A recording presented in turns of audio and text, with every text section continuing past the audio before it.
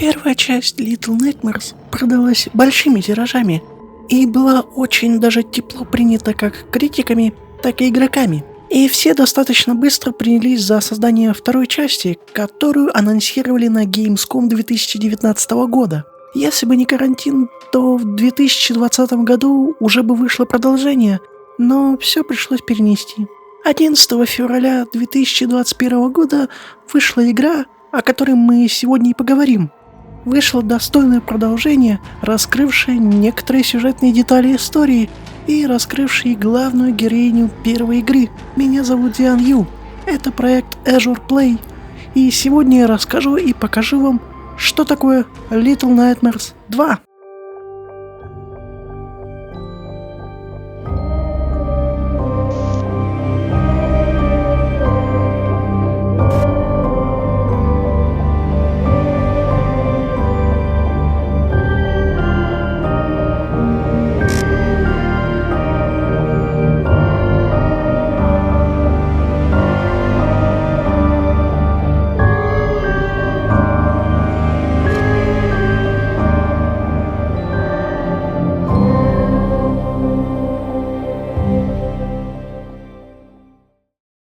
Истории разработки как отдельной главы здесь не будет, так как я не смогла найти ничего интересного.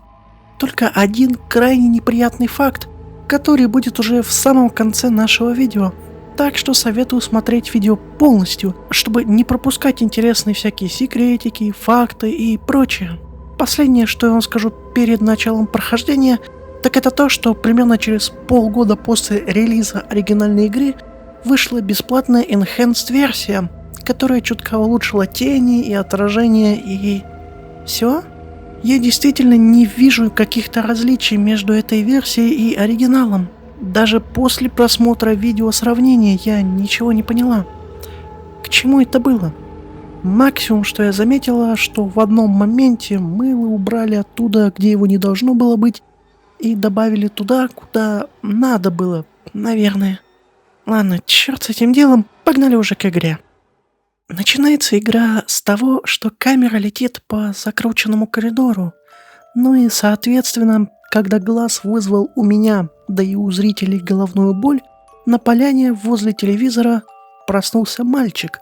Он в шляпе, хотя должен быть в пакете. Это просто осталось от моих старых прохождений, ведь я проходил игру на релизе. И тогда нашла несколько шляп, которые реально можно искать по игре. Правда, я не стала сейчас с этим заморачиваться, а лишь поменяла все обратно на пакет. Из-за того, что я очень долго не играла в целом в Little Nightmares, мне пришлось слегка вспоминать управление на геймпаде. А так как на релизе игры у меня был не компьютер, а большой взрыв-пакет, я не могла даже играть на полном экране и с полной графикой. Сейчас же я могу насладиться атмосферой и графикой на полную катушку. А поляна, кстати, у этой пустоши, или скорее леса, красивая. Здесь много деревьев, травы, листьев, а еще раскиданные клетки какие-то. Ну и трудниют. Здесь определенно обитает какой-то неряшливый охотник. Что-то подробно описывать здесь нет смысла. Сначала игра чисто обучает меня управлению. Типа как бегать, как прыгать, как хватать и тянуть вещи, как работать вентиляция. Здесь из интересностей только мешок с трубами, до ловушки местного лесничего, по типу веревочной ловушки с клеткой. А еще чуть позже меня чуть не придавливает бревно. Хотя, почему чуть не придавливает? Еще надо повисеть, чтобы пройти дальше, использовать рычаг, чтобы спустить себе платформу, ну и перейти мост, который я не сразу поняла, как пропускать, потому что я дура и забыла. Ну и еще немного ловушек, капканов, паркурчика, и вот я уже дома местного жителя. Убранство у него хорошее, но есть что-то, что привлекло мое внимание.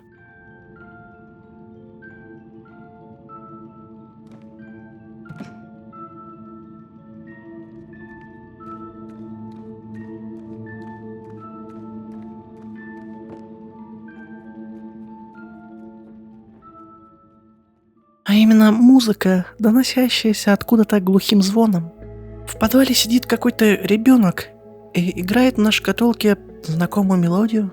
Как хорошо, что недалеко есть топор, Так что я могу прорубиться сквозь дверь к ребенку. Дитя это, разумеется, пугается, и даже мою помощь не хочет человек принять. Надо бы за этим ребенком проследовать. И, о боже, кажется, я нашла хозяев дома. Или нет? Это как будто просто манекены.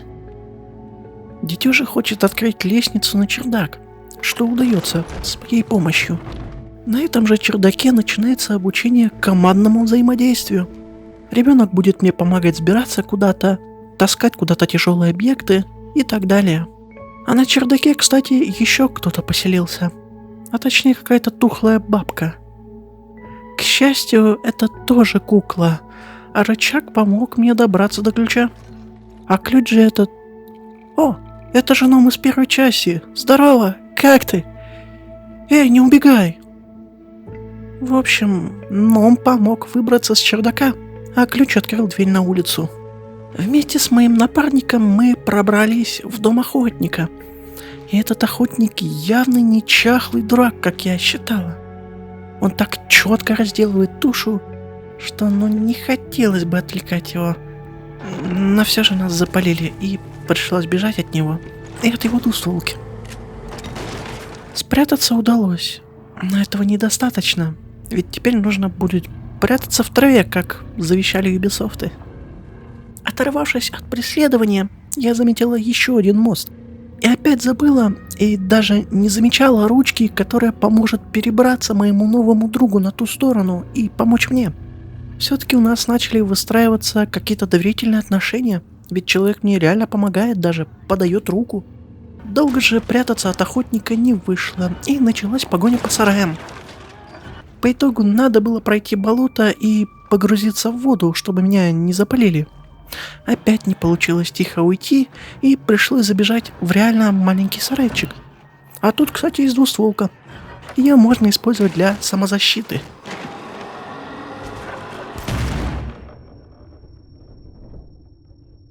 Охотника больше нет. А мы можем, как Джек и Роза, уплыть на двери прочь отсюда. Долго мы плыли, и по итогу прибыли к городу, жуткому и косому. И ведь придется идти вперед, иначе не выбраться никак. Город, кстати, очень приветливый, что встречает нас повешенным на телевизоре костюмом. Но не в одном костюме все дело, а в том, как красиво и изогнуто выглядят дома и сам город. Знаете, в стилистике игры можно усмотреть что-то похожее на Тима Бёртона. Все такое вроде бы настоящее, но при этом максимально неестественное. Это очень и очень сильно пугает, как и не менее неестественные движения всех боссов, противников. И вкупе со столь грамотно расставленным светом все дает невероятное ощущение неуютности, неизвестности, страха и желания уйти как можно скорее отсюда. Разработчики, кстати, очень умело играют не только с окружением и светом, а еще и с положением камеры. У вас ограничен обзор камерой, и вы не можете видеть, что будет впереди. Но это не работает так раздражающе, как в старых хоррорах, например, Silent Hill или Resident Evil, когда камера была закреплена под дурацкими углами. Вы видите то место, где вы сейчас находитесь, да и в целом видите достаточно, чтобы более-менее свободно идти вперед. А зная, что вы не увидите, что находится впереди, можно при помощи того же освещения делать путь вперед еще более страшным. Вы ведь действительно можете думать по тени, что впереди вас будет ждать какое-то живое существо, а на самом деле там сидит какая-нибудь кукла. И тут прям что-то разразилось на обсуждении стиля. В общем, тут у нас небольшая секция подъемов на высоту при помощи телевизоров и веревок. И даже друг мой опять мне подает руку помощи в этом деле. Телевизоров в игре немало, так что вскоре мы встречаем уже работающий телевизор, от которого у главного героя, Мону, сильно болит голова. Но к телевизору можно притронуться и даже начать перенастраивать картинку. Показывают там, судя по всему, коридор из начала игры. Хотя не просто показывают, а телепортируют. Очень уж интересно глянуть, что там есть. Но не получается. Благо мы опять на свежем воздухе. Жаль только, что недолго, ведь Мона и его друга ожидает школа. Здесь же, кстати, я нашла новую шапку. Как бы то странно ни было, В школе есть портреты, через которые кто-то мог за кем-то наблюдать. Несколько вентиляций и узких проходов спустя я вижу, как за каким-то длинношеем существом закрывается дверь. Вот о такой грамотной работе со светом и камерой я говорила. Мы не знаем, кто это. Учительница, сторож, директор или кто-то еще. Но явно это кто-то опасный. И даже несмотря на то, что это нечто пока что ушло, в пустых коридорах все еще есть опасность в виде здоровых тяжелых ловушек. А вот, кстати, какой-то еще один ребенок. Тоже пострадавший? Не знаю, но кто-то попытался уронить на наш шкафчик. Ловушки не заканчиваются. И я один раз по неосторожности умираю от здоровенной люстры. Ну как один раз? Несколько. Все же меня поймали в шкафчик, и ребенок этот явно не друг нам. И при этом он не один здесь. Нашего союзника утаскивают, а мне остается только взять молоток и бить ебано этим керамическим тварям. Спустя некоторое количество времени я оказалась в классе, где проходил урок. Керамических детей учила страшная училка. И тут случился странный прикол. Я стояла за тумбочкой, и меня не должно было быть видно. Во время наблюдения училка вдруг шлепнула по столу, дети сполошились и набросились на меня. Как так-то, а? Допустим, что я далековато встала от тумбочки. Вот теперь важно прокрасться чуть дальше, ведь где-то впереди определенно должен быть ключ от двери лифта. Ключ действительно там был. Вот только стоило мне за ним начать лезть, как шкаф решил сделать бум. Я-то спрятаться успела и даже от шкафа не пострадала. Но вот училка раскрыла свою сущность в виде гномика, показав, как сильно у нее может растягиваться шея. Каким-то чудом мне удалось в последний момент убежать от них всех и найти какого-то другого ребенка. Почему-то он был в шапке гнома и рисовал башни и глаза. Интересно, к чему бы это? Следующая секция была достаточно интересной и напряжной, ведь надо было незаметно сначала подняться наверх, прячась каждый раз, как только шум сделаешь, а затем с шумом пробежать в библиотеку. Потом началась небольшая загадка с шахматами, за которую мне дали еще один ключ. А вот затем уже началась не совсем стелс-локация, где мне пришлось примерить голову одного из детей, чтобы безболезненно пройти столовку. Столовая, кстати, сделана аутентично, потому что дети так себя и ведут обычно. Но это правда. Интересно, кстати, что за столовкой идет кабинет биологии, где училка что-то делает. Я там постелсила и прошла последний коридор с детьми, которых пришлось отпинать молотком, дабы спасти друга своего. Еще немного туда-сюда побегали, и началась последняя стадия школы. Учительница играет на пианино, и пока она играет, можно шуметь. Но как только она затихает, нужно замереть и ничего не делать. Абсолютно бесшумно уйти не удалось. И под конец началась погоня этой шеи за нами. И тут вновь друг подал мне руку помощи. Благодарствую. Тут, кстати, начался ливень. И надо бы что-нибудь найти для друга, а то так и замерзнет насмерть. Заодно город чуть-чуть осмотрим. Дороги тут, конечно, мое почтение, но все равно лучше, чем в моем родном городе. По дороге я также нашла фантомного ребенка. Их можно встретить по игре, но просто я не сдавалась целью найти их всех. При этом сбор всех таких фантомов повлияет на концовку игры. И пусть я не дошла сама до этой концовки, но я вам ее покажу, не переживайте. Лучше переживать о том, что только 5% из смотрящих мои видео подписаны на меня. Не забудьте, пожалуйста, подписаться на этот канал и нажать на колокольчик, чтобы получать уведомления о новых видео. Для вас это небольшое действие, а для меня это показатель, что вам интересно и что я не зря стараюсь над этими видосиками. А еще можете написать комментарий, чтобы YouTube лучше продвигал это видео и чтобы о нем узнало еще большее число людей. Без вас я не справлюсь. Помогите, пожалуйста. И давайте вернемся к игре. Ведь здесь раскрылось, кем является наш союзник.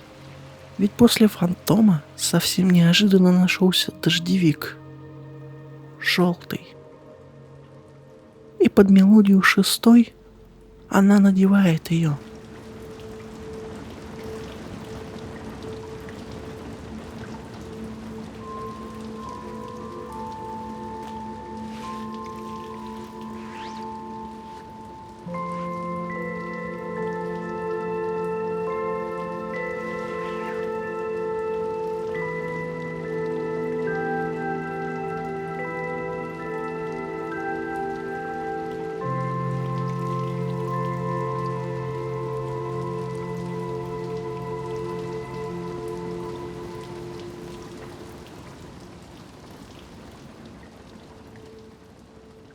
Все это время мы были вместе с шестой, героиней первой части игры.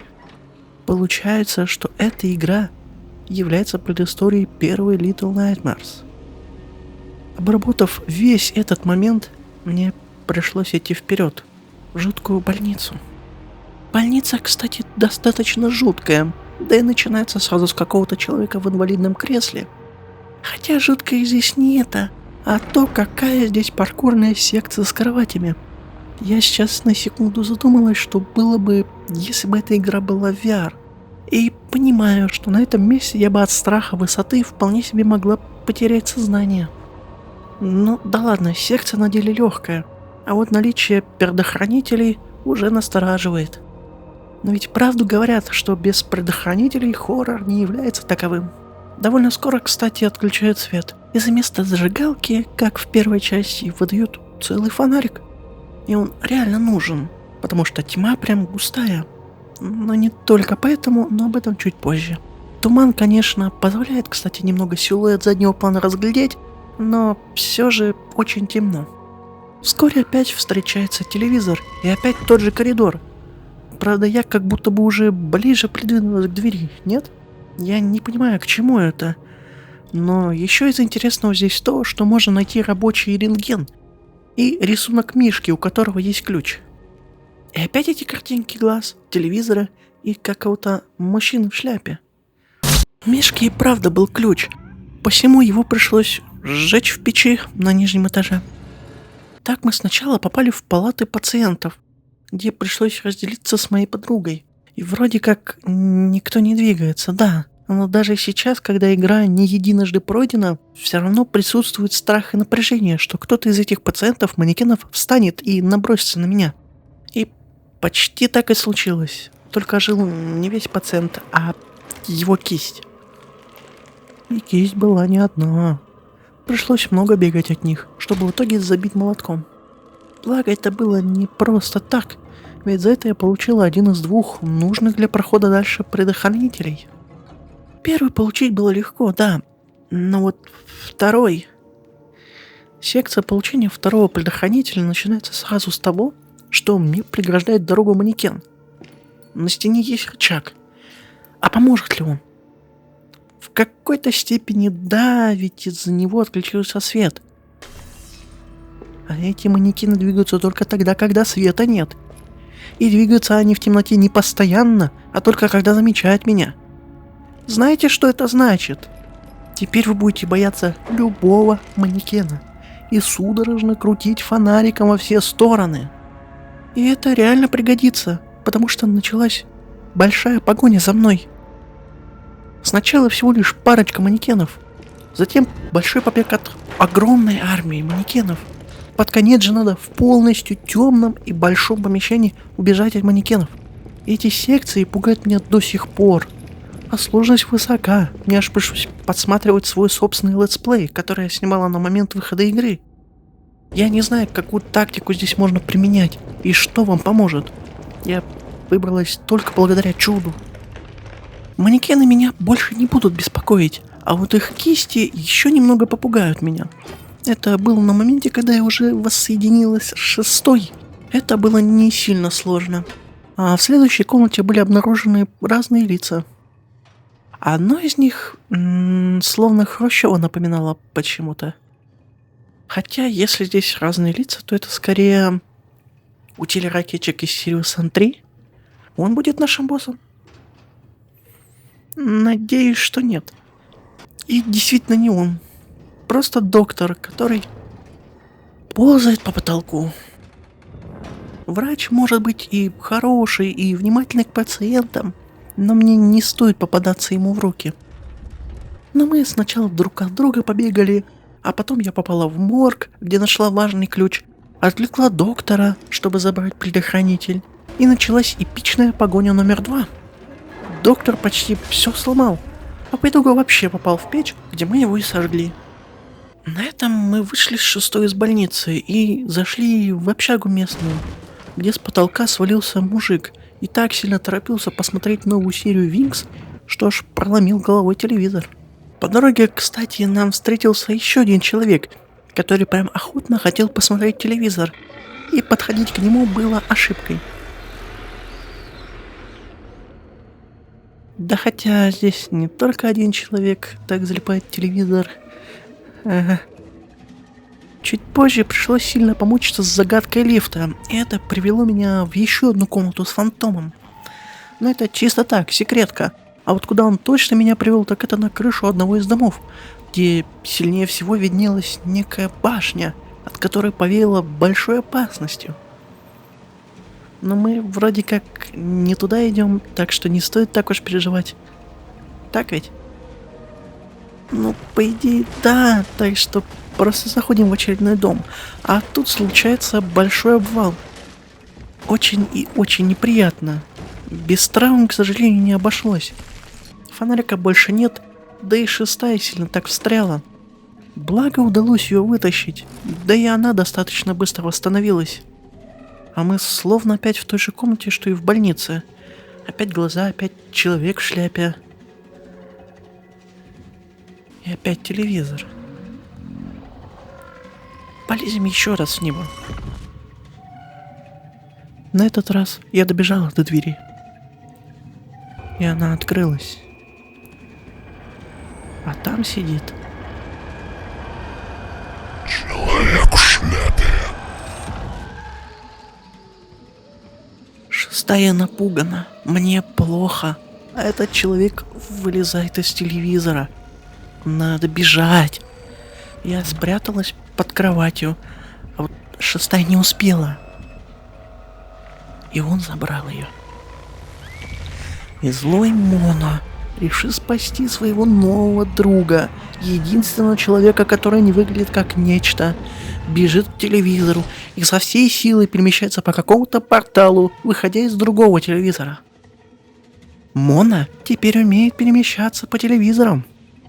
И последующие загадки завязаны именно на этом. Мы можем перемещать телевизоры и перемещаться по ним. А уже чуточку позже на замену фонарику находится пульт, которым можно включать и выключать телевизоры. Сразу после этого идет секция, где нужно перемещаться по разным телевизорам и сделать себе платформу, чтобы пройти дальше. Но из-за своей тупости я забыла, как этот момент проходится, и очень долго топталась на одном месте. И пульт опять вскоре пригодился, так как нужно перейти на другую сторону, а для этого нужно отвлечь бабку, чтобы она не убила меня. И так я иду дальше, и на очередной крыше стоят мужчины в костюмах. И с каждым новым шагом один из них делает уже свой, роковой шаг.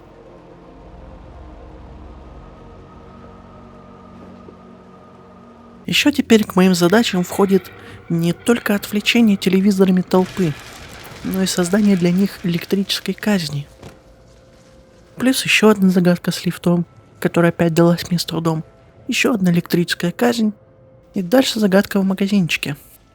Я еле-еле доперла, что и как мне делать. Это заняло прилично так времени. Напоследок идет типичная для каждой главы погоня. Только теперь погоня от целой толпы зависимых от телевизора людей. Погоня эта очень напряженная. Когда мы уже в безопасности, то видим, как из телевизора пытается выбраться шестая.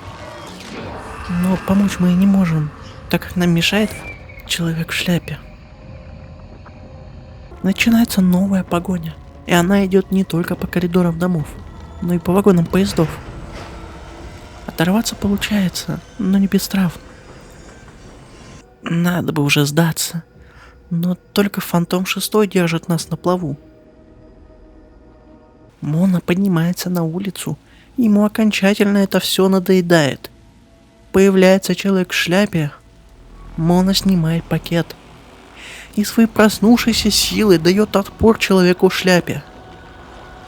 Босс очень долго сопротивлялся, но злость наша сильна. В итоге мы побеждаем и быстро телепортируемся ко входу в эту самую башню, что уже долго мозолит мне глаза. Тут я очень и очень сильно хочу отвлечься и поговорить о сюжете чуть подробнее. Да, извините, что я так бесцеремонно прерываю ролик, но по сценарию я это еще раньше хотела затронуть. Если прилично так порассуждать о сюжете обеих частей Little Nightmares. И да, я не затрагиваю здесь мобильную игру Very Little Nightmares, потому что я не играла, да и у меня нет возможности и денег, чтобы ее купить. То в целом складывается очень и очень ясная картина мира. Главные герои этих игр – дети, которые выглядят как обычные люди. Они не хотят иметь власть над всем миром, и взрослый мир им не вредит. А вот все, абсолютно все монстры взрослые, кроме детей в школе, но об этом чуть позже. Эти самые взрослые являются главными грешниками на этом свете. И они же вредят детям, пытаясь ввергнуть их в мир грешных взрослых. Как показано на примере детей из школы. Игра имеет очень религиозный посыл, где взрослые портят детей и лишают их детства. Ведь если задуматься, то это действительно так. Давайте вспомним монстров первой части. Дженнитор всячески ограничивал детей, держа их в буквальных клетках. И, возможно, эти же дети использовались в еде, которую готовили повара. Они готовили мясо также и из гостей, постоянно прибывающих на корабль. И за всем этим следила госпожа, преисполненная ненавистью из-за зависти, что остальным повезло не обращать внимания на свою внешность. А что в этой игре? Охотник не брезгует насилием над детьми, ведь та же шестая впервые нашлась в плену в подвале одного из домов охотника. Учительница превращает детей в одних кукол, которые настолько хрупки сами по себе, что сделаны словно из фарфора или керамики. Доктор же ставит бесконечные эксперименты над пациентами, не брезгуя ничем. Толпа взрослых в бледном городе настолько погрязла в зависимости от телевизоров, что готовы убить детей, если их отвлекают, или если телевизор вдруг не работает, и с этим как-то связаны эти самые дети. А что до человека в шляпе, то он логично управляет всем этим, и тоже не брезгует никем и ничем. Но он, как и госпожа из первой части, довольно непросты, и об этом я уже скажу в самом конце. И советую, кстати, смотреть все видео, чтобы не пропускать ход моих мыслей. Само по себе это все чисто религиозная история, и влияние религии, где дети безгрешны, и только взрослые могут быть грешниками. Это очень заметно. Но что будет дальше? К чему это приведет по итогу? Это мы и узнаем в последней главе игры. Глава начинается там же, где и самая первая, в том самом злополучном коридоре. А издалека играет шкатулка шестой. И когда открывается дверь, звон идет быстрее. Проход окутывает пурпурный цвет, летают объекты, и все окружение показывает, словно это чей-то внутренний мир. Вдруг передний проход закрывается, зато боковой теперь открыт, и ведет он на лестницу. Здесь будет небольшая серия головоломок, где нужно правильно угадывать, в какую дверь заходить.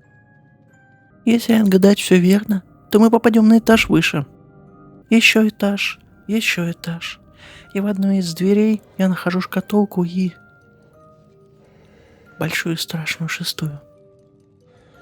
Она так привязана к этой шкатулке, к этой мелодии. Но здесь раскрывается одна из механик, о которой я умолчала. Все время по ходу нашего приключения Мона мог звать шестую. Это может быть удобно, если она где-то застряла или для чего-нибудь еще. И здесь этой механикой мы вновь зовем ее с собой. Голосом Мона можно ее отвлечь, взять молоток и ударить по шкатулке.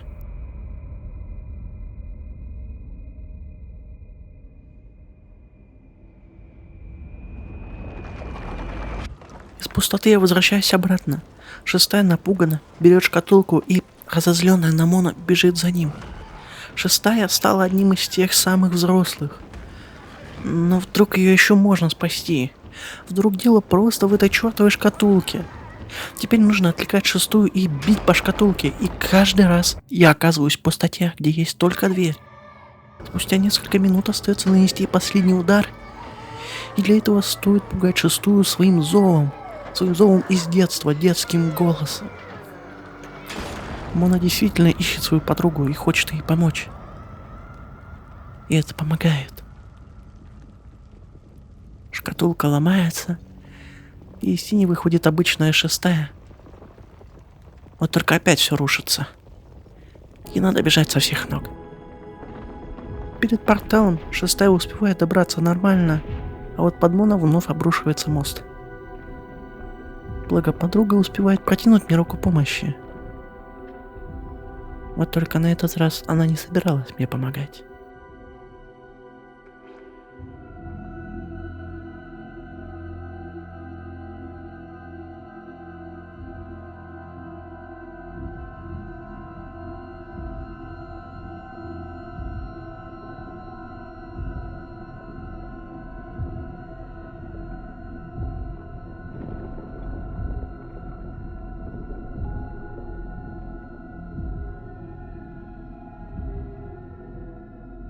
Шестая уходит в портал, а Моно проваливается в бездну.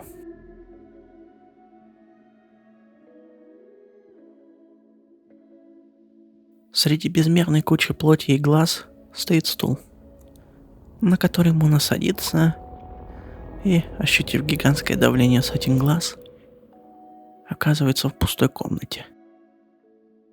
Теперь ему ничего не остается, кроме как сидеть, опустив голову вниз.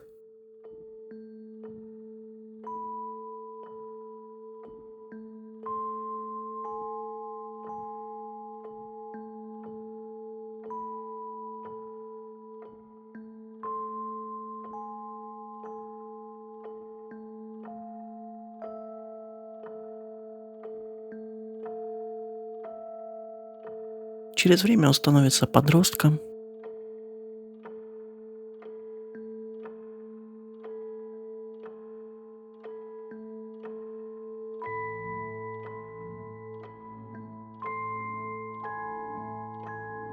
Потом молодым человеком.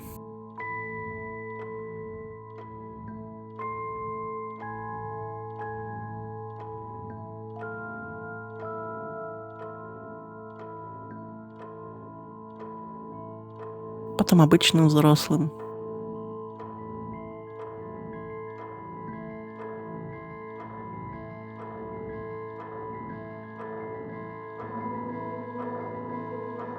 Затем уже огрубевшим стариком.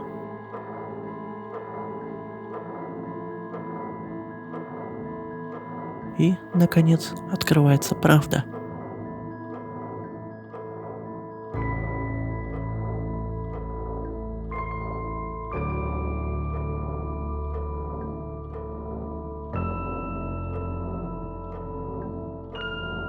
Все это время нашим главным врагом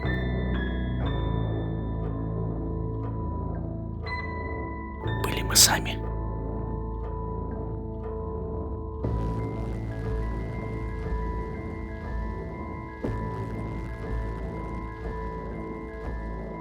Моно, что поддался взрослым грехам. Моно, которого предали и который лишился всякой надежды на спасение.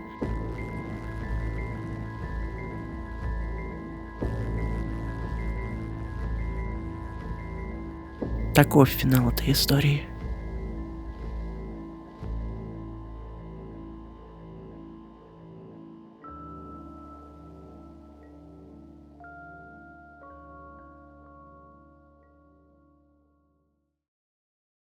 Однако же есть и вторая концовка, которую можно открыть за сбор всех фантомов. Все происходит точно так же, но есть сцена, где шестая выходит из телевизора, встречает своего фантома, или же ее темную версию, указывающего предположительно на картинку острова из финала первой части. И под самый конец слышно, как у шестой урчит в животе.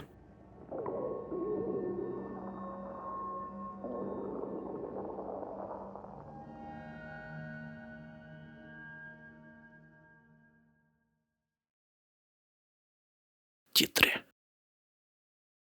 И то, о чем я хотел поговорить чуть позже, так это, что человек в шляпе во второй части и госпожа в первой — это то, чем Моно и шестая в любом случае станут. С Моно мы это уже увидели, как он стал тем, от кого убегал, как он потерял всякую надежду на спасение, будучи преданным. Но здесь как будто бы не клеится шестая, ведь мы уже видели ее взрослую, и на госпожу она не похожа. Здесь я могу лишь предположить то, что во второй части, так как это приквел, шестая не знала и не могла понимать, какой она будет, став взрослой, и при этом она явно осознавала себя уродливой, судя по ее поведению и виду. Ведь все, что у нее было, это просто шкатулка. И это ведь никуда не ушло. Вспомните, что было с госпожой. Когда впервые шестая встречала ее близко, пытаясь пробраться к ключу, госпожа напевала мелодию, похожую на то, что было в шкатулке. А в чем хранился тот ключ? В вазе с тем самым узором глаза. Загрузка проходит с иконкой глаза. Все завязано на этом глазе. Скорее всего, шестая, после того, как попала на злосчастный корабль и увидала госпожу, поняла, что страдает той же проблемой.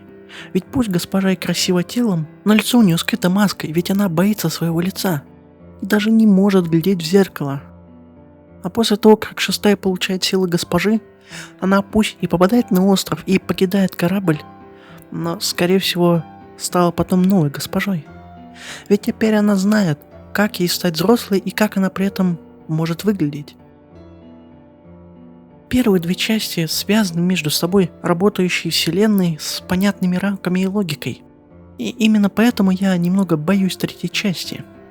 История Мона и шестой закончена. И я надеюсь, что трогать их уже не будут.